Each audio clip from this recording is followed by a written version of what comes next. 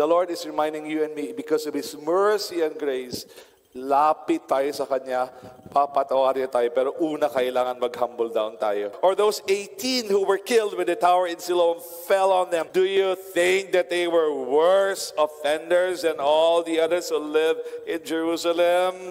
No, I tell you. But unless you repent, you will all perish as well. Pare-pareho lang.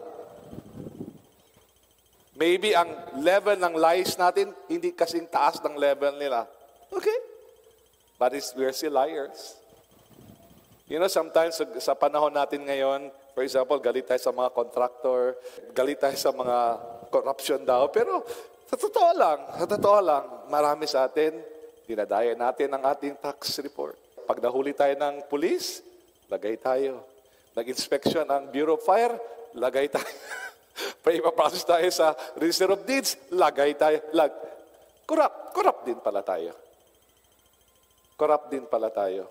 Sinungaling para naipit, para makalusot. Sinungaling, palusot. Sinungaling din pala tayo.